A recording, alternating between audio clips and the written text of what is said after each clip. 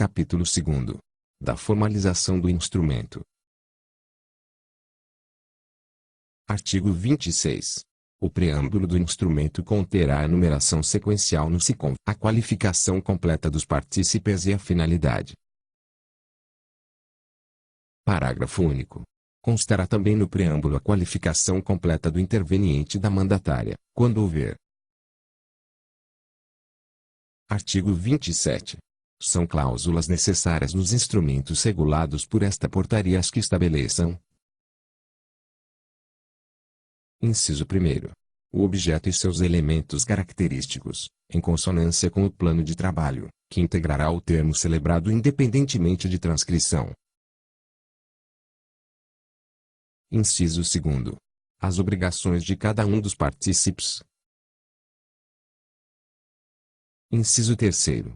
A contrapartida, observados os ditames previstos no artigo 18 desta portaria. Inciso 4.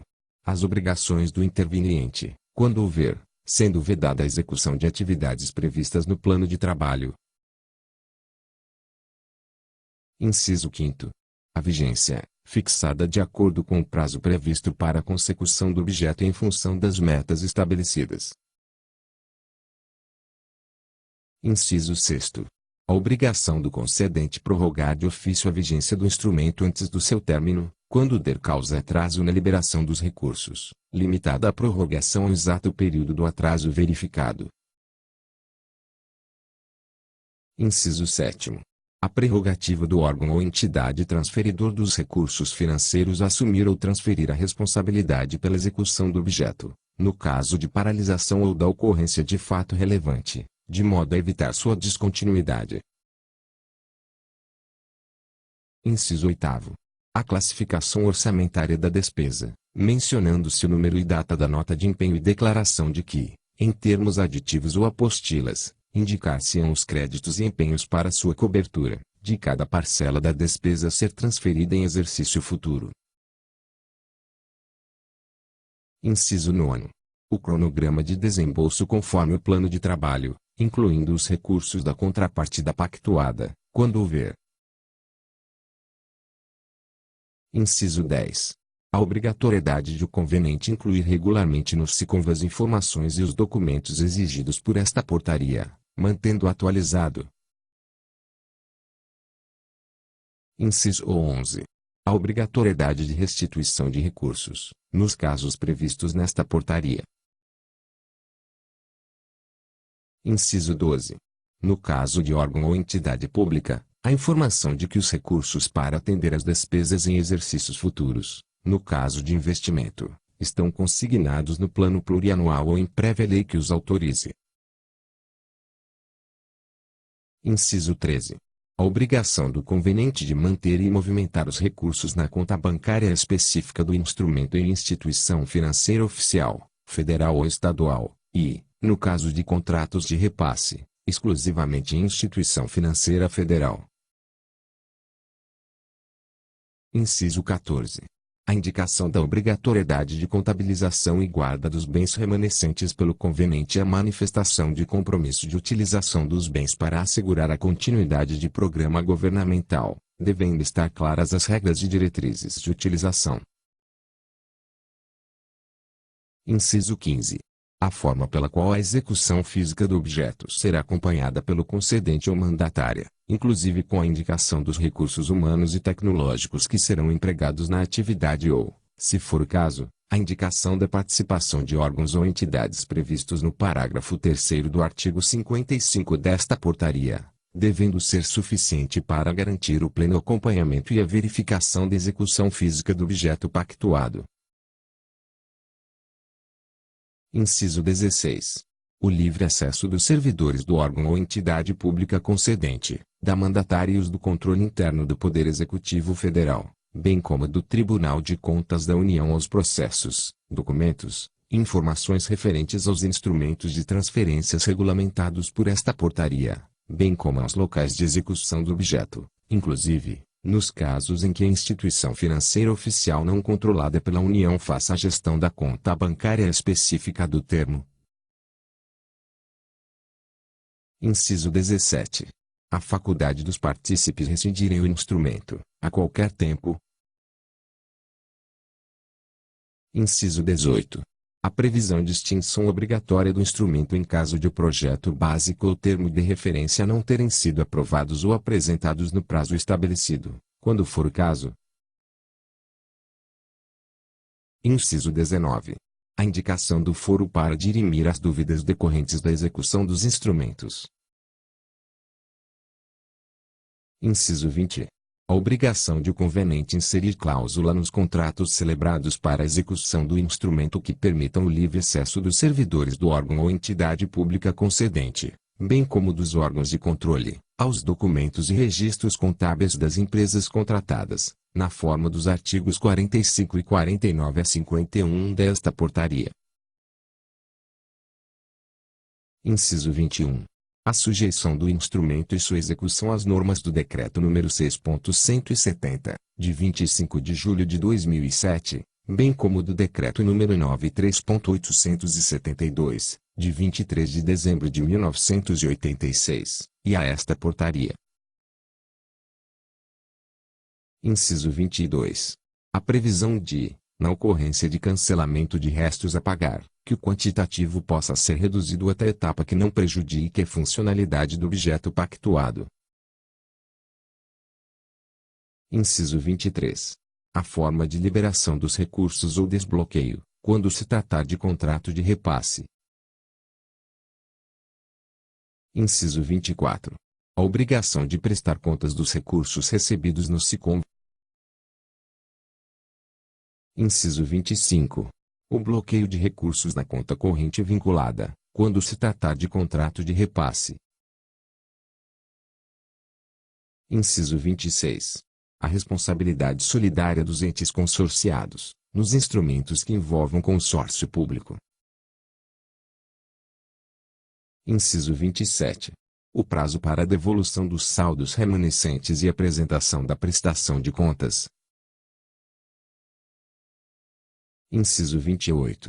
As obrigações da unidade executora, quando houver. Inciso 29.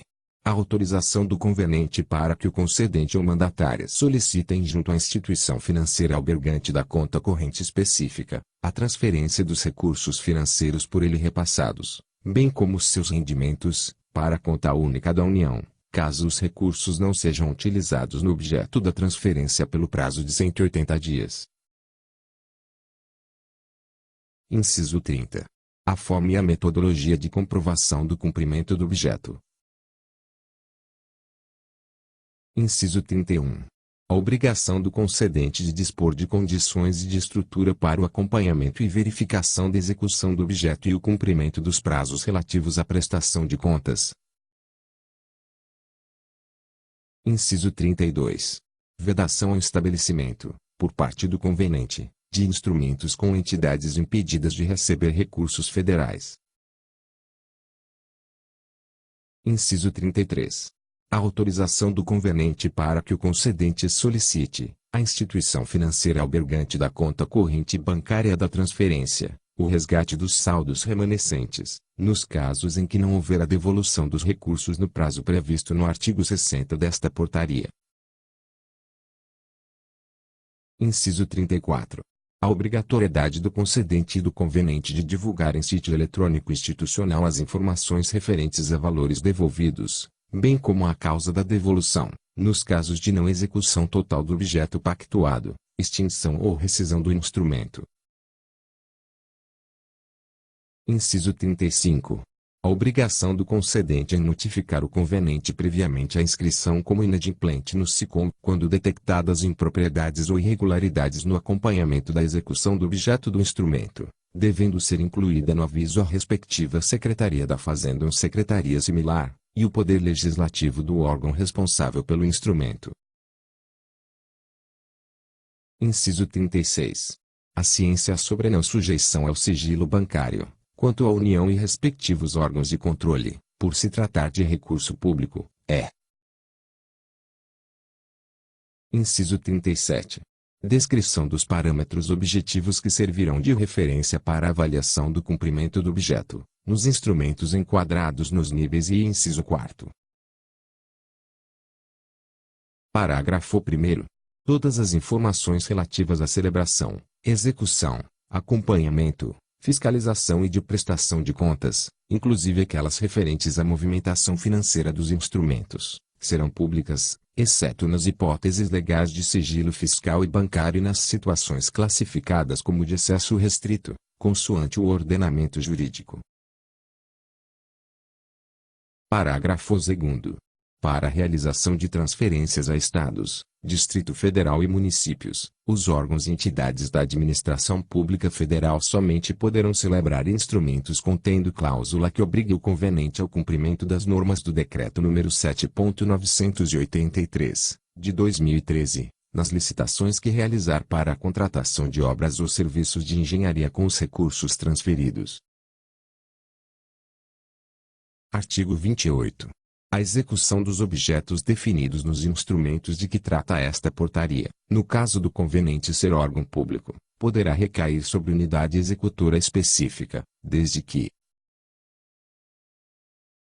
inciso 1º. Haja previsão no plano de trabalho aprovado. Inciso 2º. Exista cláusula nesse sentido no instrumento celebrado, Inciso 3º. A unidade executora pertença ou esteja vinculada ao ente da federação do conveniente. Parágrafo 1º. No caso descrito no caput, o conveniente continuará responsável pela execução do instrumento, sendo que a unidade executora responderá solidariamente na relação estabelecida. Parágrafo 2º. Quando constatado o desvio ou malversação de recursos públicos, irregularidade na execução do contrato ou gestão financeira do instrumento, responderão solidariamente os titulares do conveniente e da unidade executora, na medida de seus atos, competências e atribuições. Parágrafo 3º. A responsabilização prevista nos parágrafos 1º e 2º deverá constar no instrumento celebrado, como cláusula necessária. Parágrafo 4º.